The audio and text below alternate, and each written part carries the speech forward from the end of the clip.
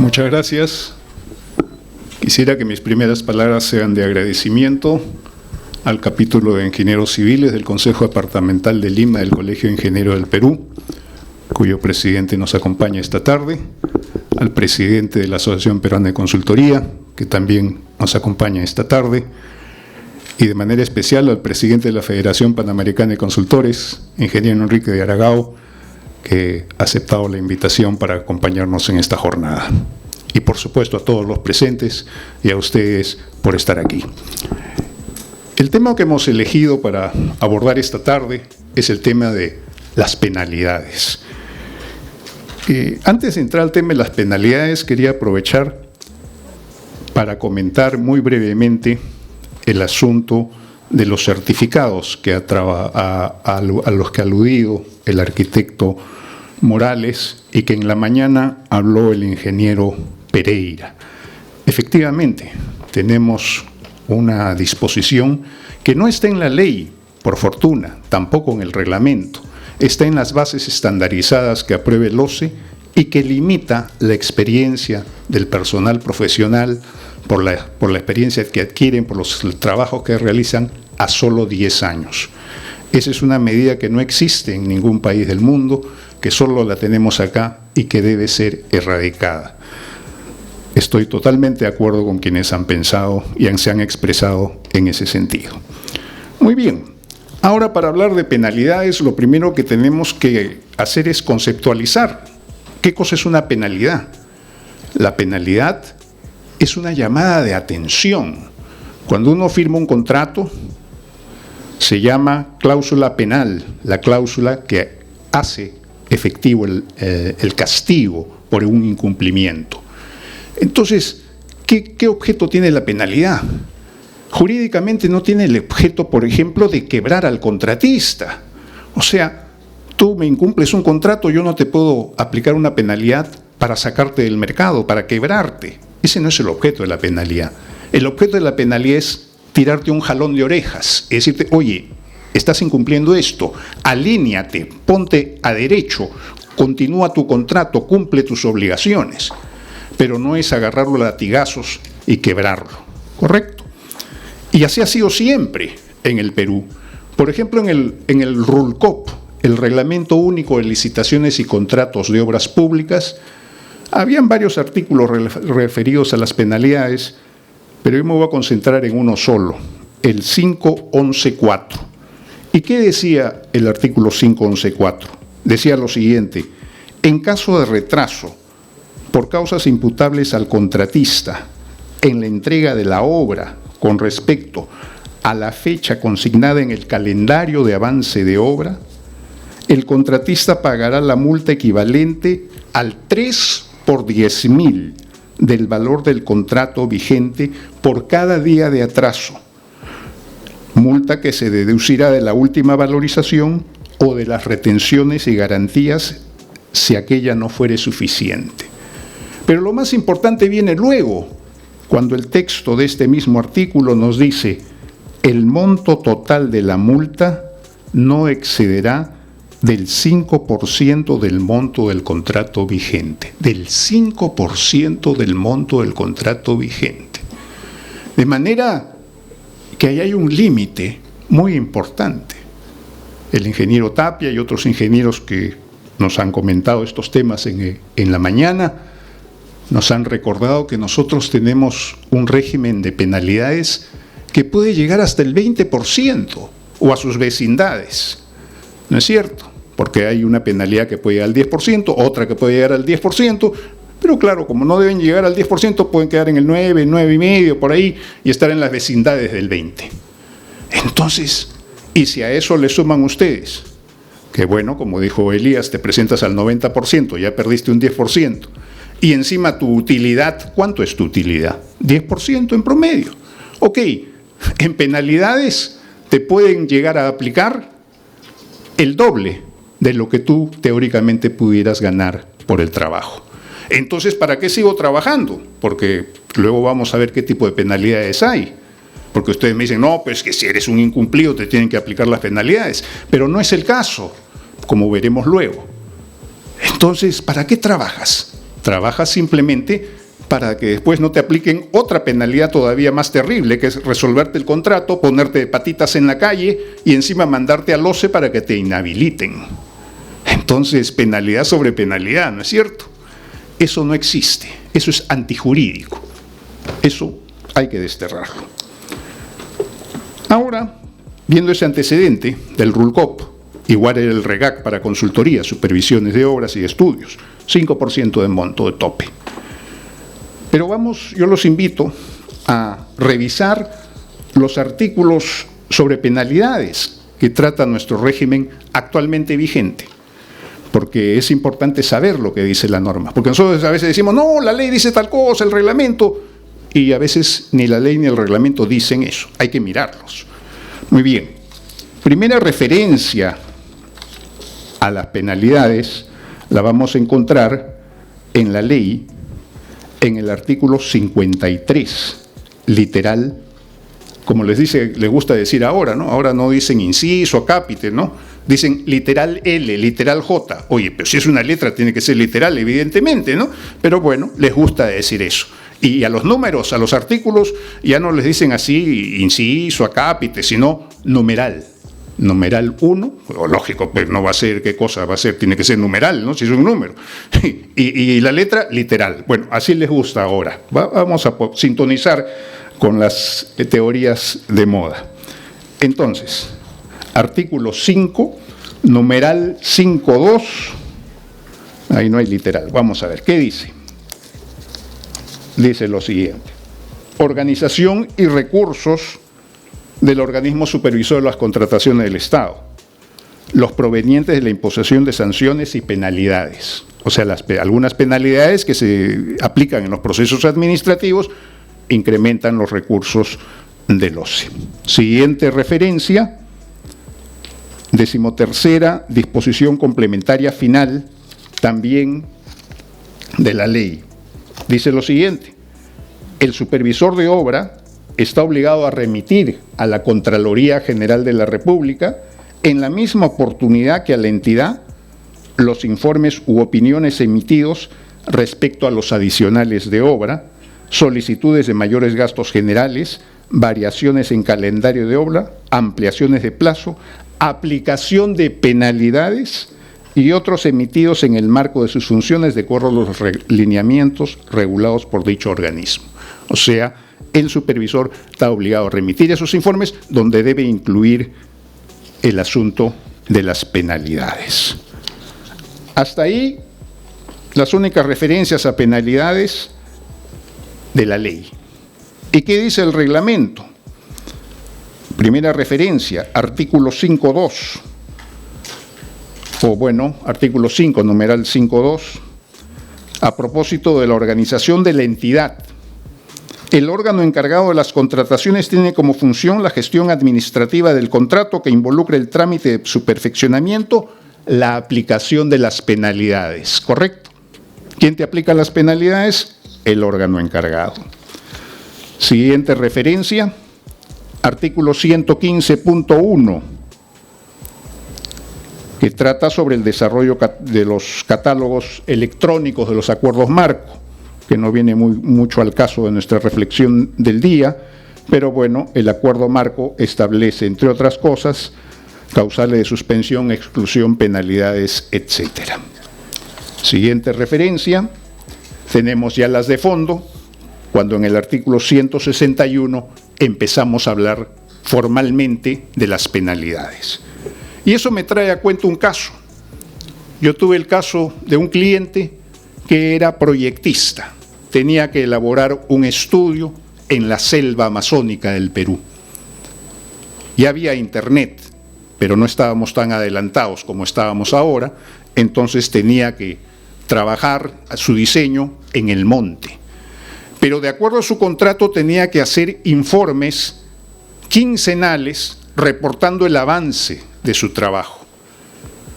Donde estaba trabajando no tenía cómo hacer los reportes y enviarlos vía correo electrónico.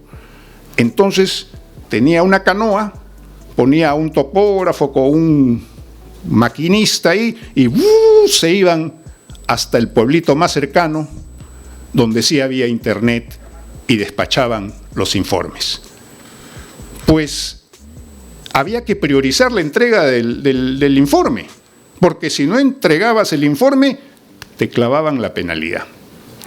Entonces, dejaban de trabajar, dejaban de producir el objeto del contrato, hacer el estudio para cumplir con verificar que la canoa tenga el combustible adecuado, que el río no esté muy crecido, que puedan llegar a tiempo, que no haya temporal, porque si había temporal y anda, justifica que causa de fuerza mayor, nada, multa. Llegó a acumular tal cantidad de multas que podían haberle resuelto el contrato. Gracias a Dios, la norma dice, cuando llegas a un número tal de penalidades, te pueden resolver el contrato. Es facultad de la entidad. Entidad inteligente dijo, ¿para qué voy a resolver el contrato? Porque ya veremos luego qué pasa cuando resuelven el contrato. Entonces, la entidad no le resolvió el contrato, él acabó su trabajo antes del plazo de vencimiento. Debió ser premiado. O sea, tenía el plazo de vencimiento y acaba su trabajo, entrega su trabajo sin observaciones antes del vencimiento del plazo. Y sin embargo, tiene penalidades y lo que es peor, en su certificado, en su constancia de la prestación, aparece que tiene las penalidades. O sea, se presenta a otro concurso en el extranjero, en otro sitio, y su certificado dice, sí, hizo muy bien este trabajo, pero tiene estas penalidades.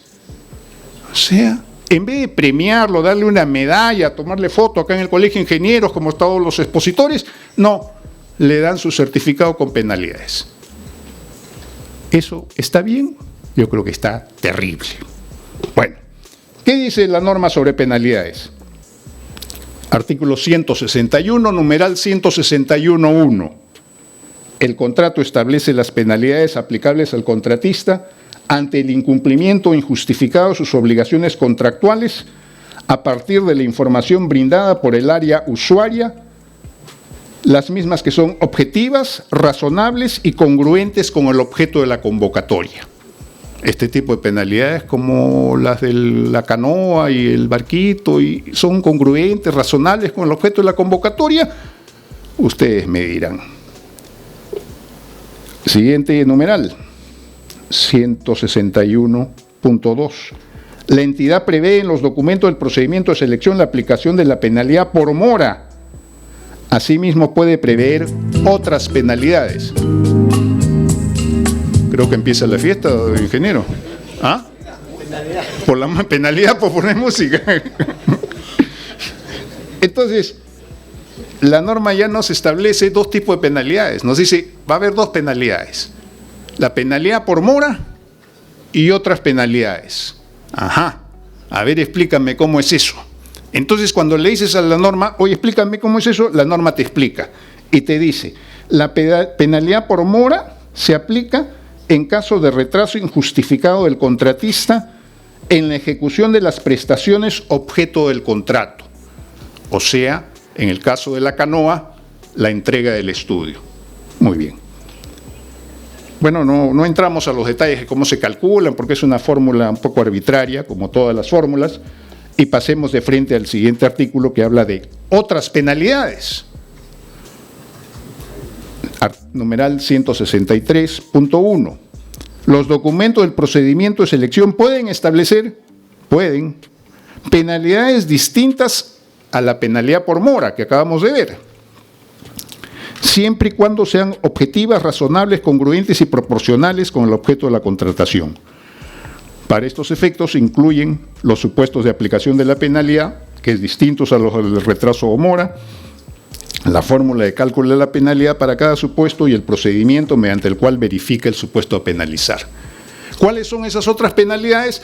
Pues esas de los informes periódicos, esas cosas, ¿no? Las penalidades que deberían ser penalidades o que deberían responder a obligaciones menores, ¿no es cierto?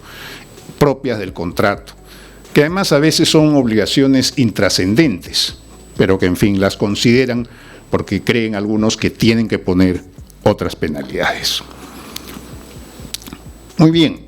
Luego, el artículo 164 nos habla de que la entidad puede resolver el contrato en los casos en que el contratista inculpe injustificadamente sus obligaciones, pero el siguiente literal, B, es el interesante para los efectos de nuestra conversación de esta tarde, porque dice, haya llegado a acumular el monto máximo de penalidad por mora o el monto máximo para otras penalidades. O sea, el monto máximo es 10%, si llegas a acumular el 10% en penalidad por mora, buenas noches los pastores, te resuelven el contrato y de patitas a la calle. Si por otro lado llegas a acumular el máximo de esas otras penalidades tipo la canoa, también igualito, buenas noches, a la calle y a ver qué pasa. Bueno, a ver qué pasa es la solución. Ese es el problema. ¿Qué pasa? La entidad se queda con una obra, con un servicio, con una prestación sin concluir.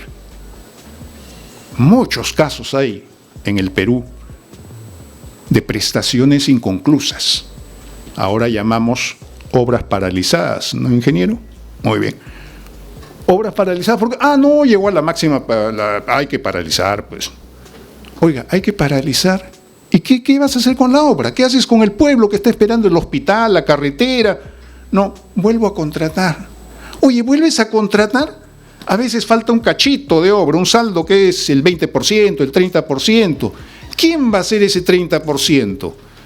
Nadie le interesa hacer esos cachitos donde ya se llevaron todo la carnecita y queda el hueso nomás. Entonces, ¿qué hacen las entidades? Inteligentemente comienzan a inflar el proyecto y le agregan cosas, le ponen más cosas. O sea, una obra de 100, que ejecutaste 60, resolvieron el contrato, te queda 40 por ejecutar, ese 40 se convierte en 100 de nuevo. Entonces la obra termina costando 160, porque le meten cosas, le cambian, ya otro proyecto. ¿Para qué? Para hacerlo atractivo a los postores, para que haya gente que se interese en hacer ese trabajo. ¿Eso es lo que queremos? No, no es cierto. Oye, ¿qué hacemos con el incumplido? Bueno, yo creo que con el incumplido hay que analizar caso por caso y ver, y de repente una opción es intervenir económicamente la obra. Porque además cuando le resuelves el contrato, no solo le resuelves el contrato y lo pones a él en la calle, pones en la calle también a sus subcontratistas, a sus proveedores, a todos los cuales se quedan enganchados con sus cosas, con sus deudas, porque no les va a poder pagar. El otro se manda a mudar. Entonces ahí hay un problema social tremendo también. Entonces hay que cuidar todas esas formas. Entonces hay que tratar de encarrilar la cosa y tratar de salvar la obra. Ese es el objeto de todas estas cosas.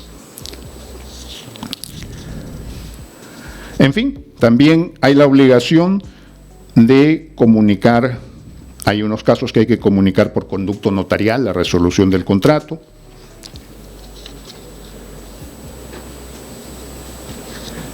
En el caso de recepción y conformidad de la ejecución contractual, de existir observaciones, la entidad comunica al contratista, indicando claramente el sentido de estas, otorgándole un plazo para subsanar no menor de 2 ni mayor de 8 días, dependiendo de la complejidad o sofisticación de las subsanaciones a realizar, o si se trata de consultorías, el plazo para subsanar no puede ser menor de 5 ni mayor de 15 días.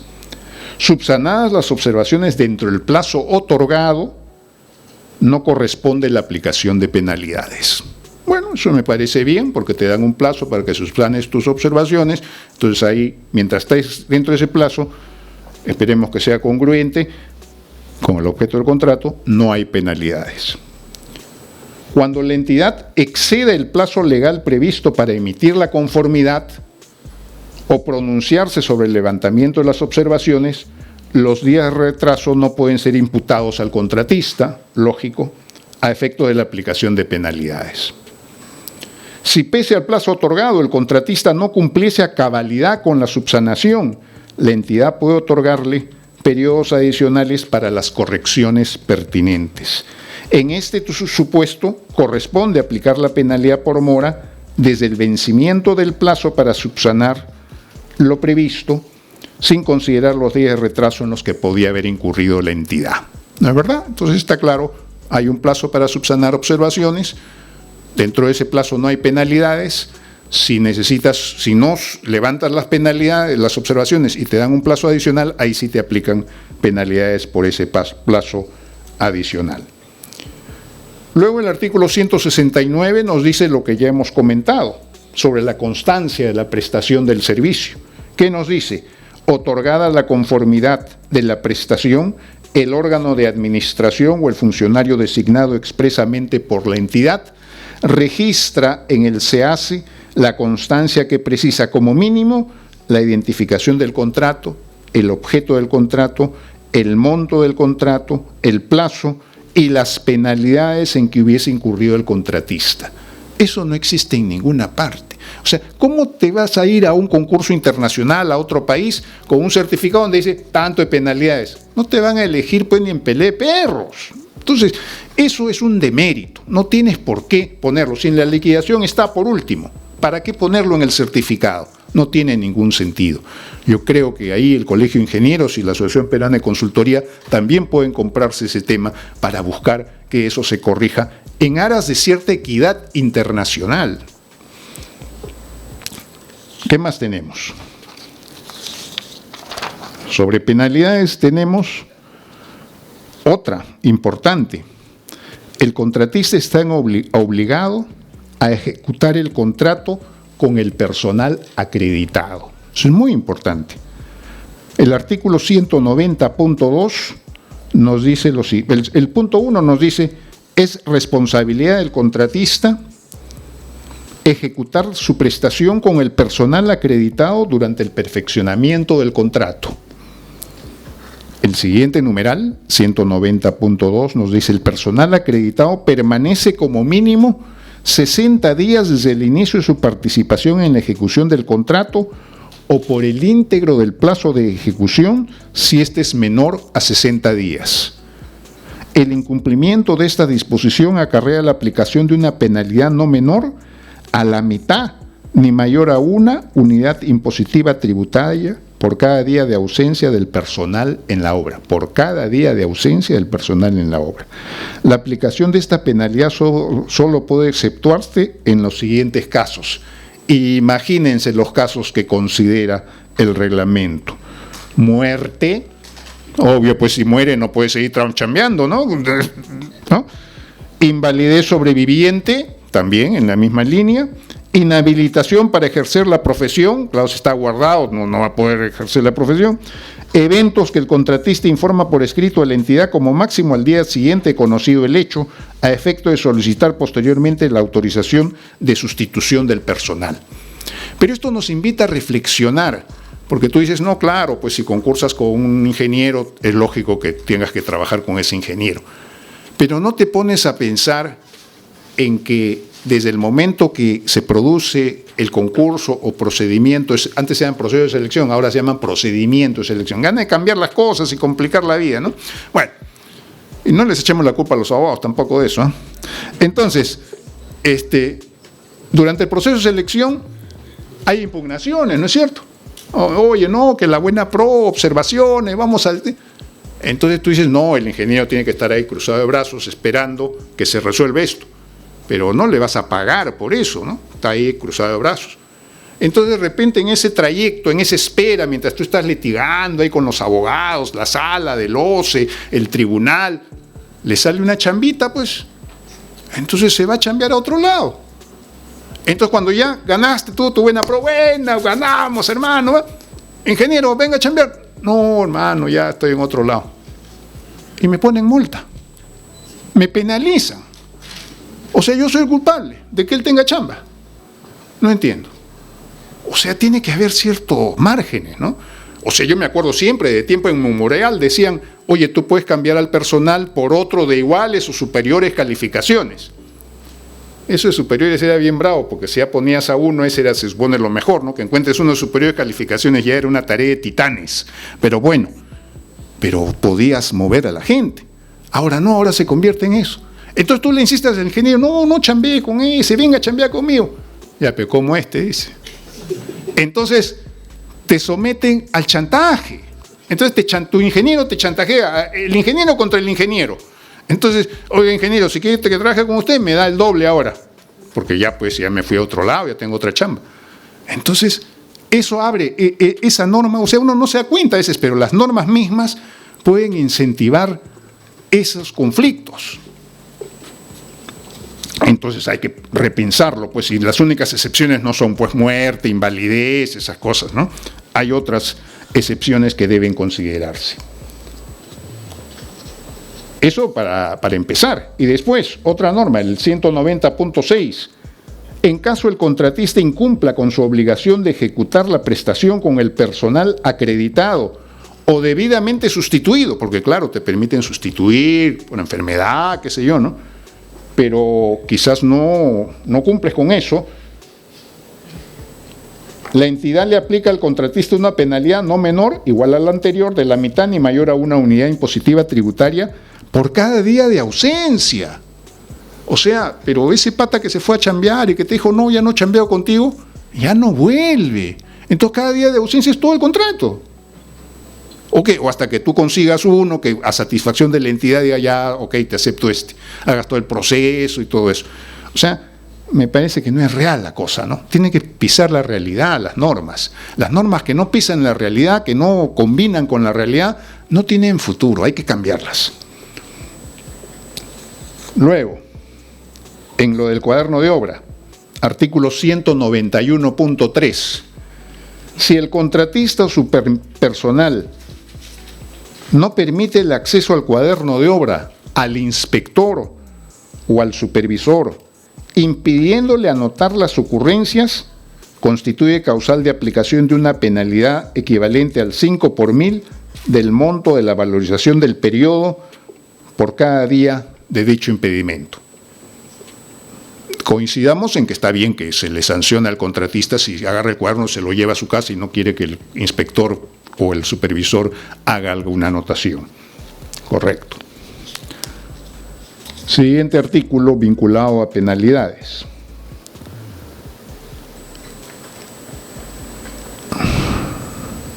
Hay una penalidad relativamente nueva, que es la que dice la aplicación de una penalidad, mejor dicho, 193.10. La entidad incluye en los contratos para la elaboración del expediente técnico de obra y para la supervisión de obra, ahora que estamos en un Congreso Nacional de Ingeniería y Consulta, según corresponda, cláusulas que establezcan lo siguiente: la obligación del proyectista de atender las consultas que le remita la entidad sin perjuicio de las acciones que se adoptan contra el proyectista por la falta de absolución de las mismas.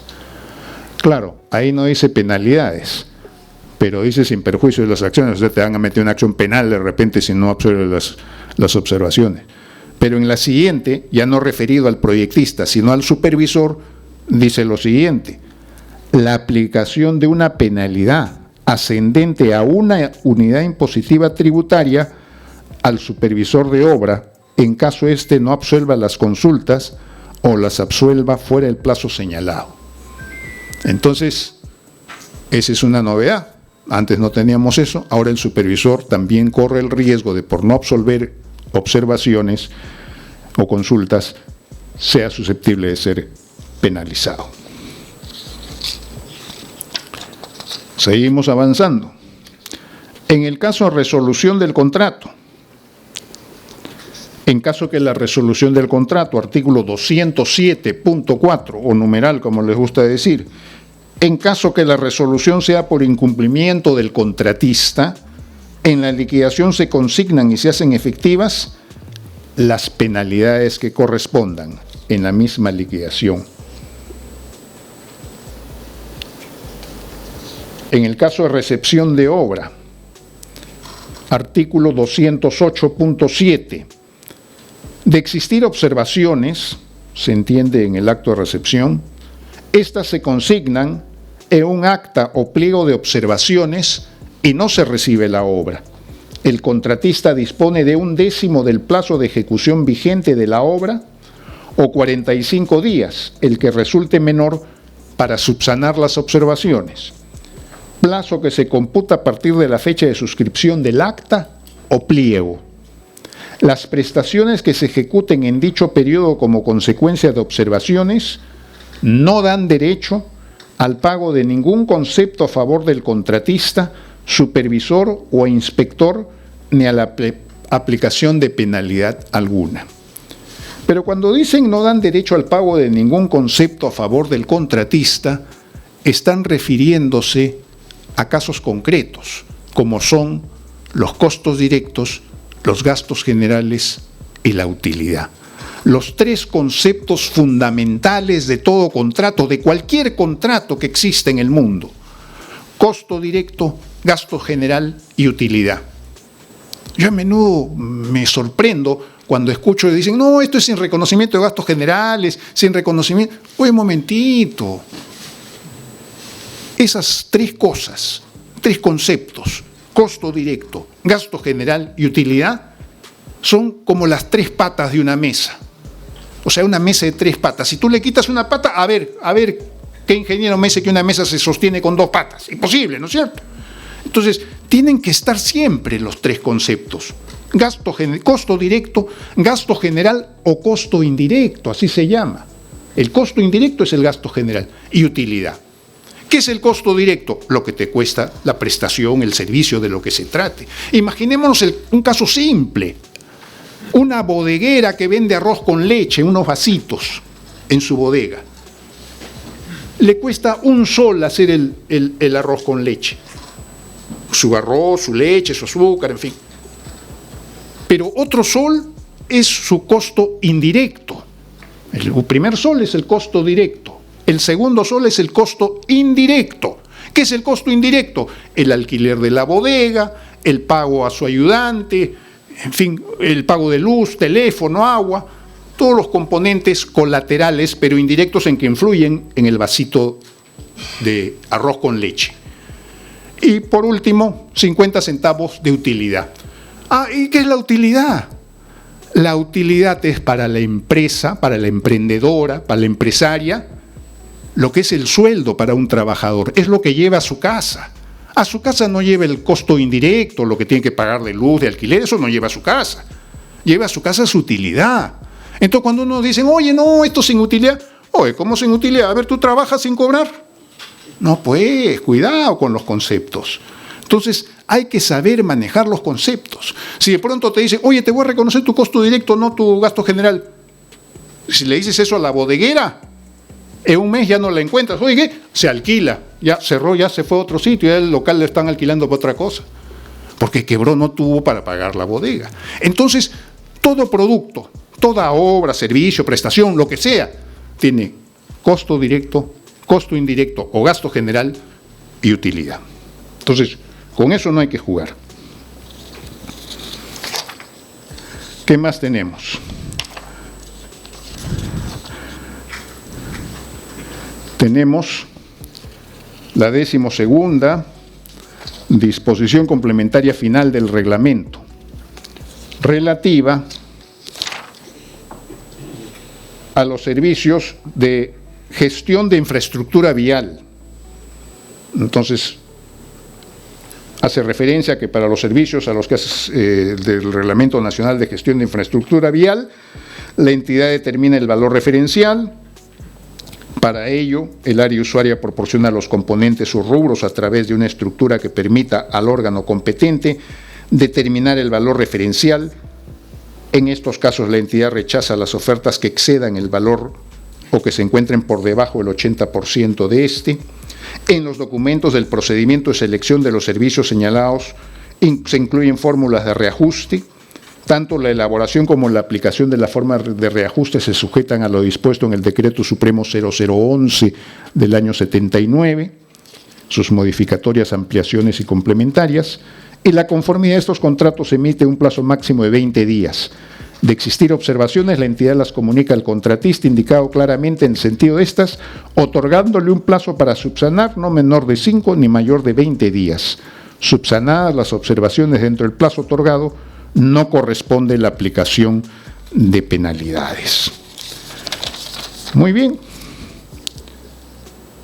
Pero nosotros tenemos hasta ahí toda una revisión sumaria de todas las referencias a las penalidades en la ley y el reglamento de contratación del Estado actualmente vigente. Como se ha hecho referencia, tenemos en el Congreso de la República en discusión un nuevo proyecto de nueva ley de contrataciones del Estado. De un tiempo a esta parte, parecería que cada gobierno quiere tener su ley de contrataciones del Estado.